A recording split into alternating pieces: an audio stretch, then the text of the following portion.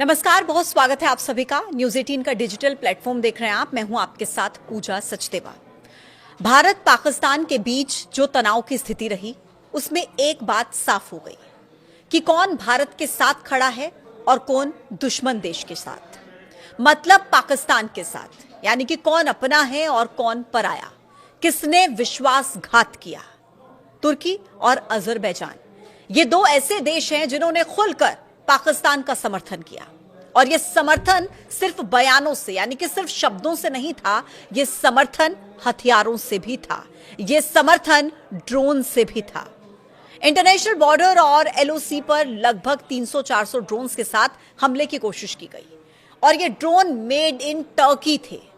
हालांकि इन दोनों ही देशों के व्यापारिक संबंध भारत के साथ बहुत अच्छे रहे हैं। तुर्की के साथ तो भारत ने हमेशा दोस्ती भी निभाई है, फिर चाहे वो कोरोना काल हो या फिर तुर्की में भूकंप से हाहाकार। 6 फरवरी 2023 को तुर्की में भीषण भूकंप आया था, हजारों लोग मर गए थे। उस समय भारत ने तुरंत ऑपरेशन दोस्त शुरू किया, राहत सामग्री, मेडिकल सप्लाई और रेस्क्यू टीम भेजकर यह जताया कि इंसानियत सबसे ऊपर है। इसी तरह कोविड काल में भारत ने वैक्सीन की मदद हो या जरूरी दवाओं की मदद, वो की तुर्की के लिए। लेकिन तुर्की ने क्या किया? तुर्की ने दिया पाकिस्तान का साथ, यानी कि आतंकिस्तान का साथ। जिसके बाद अब भारत के लोगों में गुस्सा है। लोग टर्की और अजरबैजान का बायकॉट कर रहे हैं, जिसका खामियाजा तुर्की और अजरबैजान को भुगतना पड़ेगा। पिछले कुछ सालों में भारी संख्या में भारतीय पर्यटकों ने घूमने के लिए टर्की को चुना। साल 2023 में करीब 2,74,000 भारतीय नागरिक तुर्की गए थे। साल 2024 में तुर्की जाने वाले भारतीय पर्यटकों का यह आंकड़ा बढ़ गया और 3.5 लाख तक पहुंच गया, जिससे तुर्की को $291.6 मिलियन की आमदनी हुई, $291.6 मिलियन। अजरबैजान में साल 2023 में भारत से 1,17,302 से ज्यादा पर्यटक पहुंचे। साल 2022 से अगर इसका कंपैरिजन करें तो दोगुना था पर्यटकों का पहुंचने का सिलसिला। फिर साल 2024 में 2,43,000 भारतीयों ने इस देश का दौरा किया, इस देश में घूमने के लिए गए या अलग अलग पर्पज से वहां पर गए थे, जिससे इस देश को $308.6 मिलियन की आमदनी हुई, $308.6 मिलियन। लेकिन 2025 में तुर्की और अजरबैजान ने पाकिस्तान का समर्थन करके भारतीयों को अपने खिलाफ कर लिया है। भारत के नागरिकों में गुस्सा है और इसका सीधा असर दिखा है तुर्की और अजरबैजान जाने वाली फ्लाइट्स की बुकिंग में।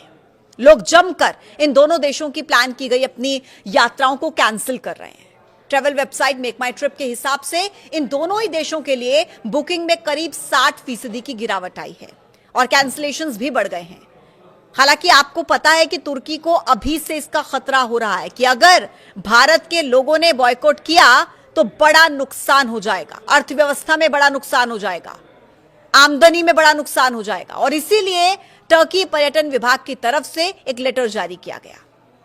कहा कि भारत के पर्यटक जैसे पहले तुर्की आते थे अब भी वैसे ही आए, कुछ नहीं बदला है।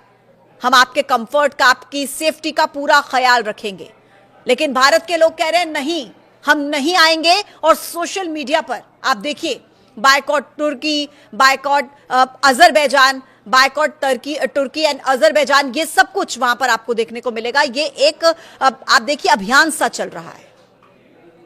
तुर्की के साथ भारत का बड़ा कारोबार है। भारत और तुर्की एक दूसरे से कई जरूरी सामान खरीदते हैं, बेचते हैं। भारत के व्यापार आंकड़ों को अगर आप देखेंगे तो आपको यह पता चलेगा कि अप्रैल 2024 से फरवरी 2025 तक भारत ने तुर्की को $5.2 अरब, यानी कि करीब 45,000 करोड़ रुपए का सामान निर्यात किया है। अगर आयात की बात करें तो तुर्की से भारत ने अप्रैल 2024 से फरवरी 2025 तक $2.84 अरब, यानी कि करीब 24.4 हजार करोड़ रुपए का सामान आयात किया था। ऐसे व्यापारिक रिश्ते हैं, उसके बाद भी टर्की ने समर्थन किस देश का किया? आतंक के आका पाकिस्तान का। पाकिस्तान को टर्की ने मिसाइल से लेकर ड्रोन तक देने में मदद की थी और यही भारतीयों को विश्वासघात जैसा लगा। लेकिन आप जरा सोचिए कि 50 से ज्यादा इस्लामिक मुल्क होने के बाद भी आखिर टर्की और अजरबैजान ने ही क्यों पाकिस्तान का समर्थन किया? सीधे शब्दों में आपको समझाएंगे। तुर्की के राष्ट्रपति रेसिप तैयप एर्दोगन, जो लंबे वक्त से मॉडर्न खलीफा बनने की उनको धुन रही है, वो चाहते हैं कि ऑटोमन एम्पायर की तरह उनका देश एक बार फिर से इस्लामिक दुनिया का राजा बने। पाकिस्तान के साथ इस्लाम के आधार पर तुर्की की वैचारिक करीबी है। एर्दोगन अक्सर कश्मीर का मुद्दा उठाते हैं और इसे इस्लामिक मुद्दे के रूप में पेश करते हैं, यानी कि दुनिया को यह दिखाने की कोशिश है कि वो एक इस्लामिक देश पाकिस्तान के साथ खड़ा था। मतलब टर्की और अजरबैजान ने पाकिस्तान का समर्थन धर्म देखकर किया, मजहब देखकर किया। तो आप जरा सोचिए कि क्या हम हिंदुस्तानी मुल्क देखकर, देश देखकर उनका बहिष्कार नहीं कर सकते? अपने सैनिकों को देखकर कि कैसे उन्होंने हमारे लिए ऑपरेशन सिंदूर चलाया, कैसे उन्होंने अपनी जिंदगी को जोखिम में डालकर मुझे, आपको, हम सबको सुरक्षित रखा और रख रहे हैं। क्या हम इसलिए इनका बहिष्कार नहीं कर सकते? अभी आपको तय करना है कि आपको अपनी कमाई का हिस्सा इन्हें देना है या नहीं देना है। यह आपके ऊपर है। आज के इस वीडियो में इतना ही। कल फिर होगी मुलाकात एक नए पॉडकास्ट के साथ। आप देखते रहिए न्यूज़ 18। नमस्कार।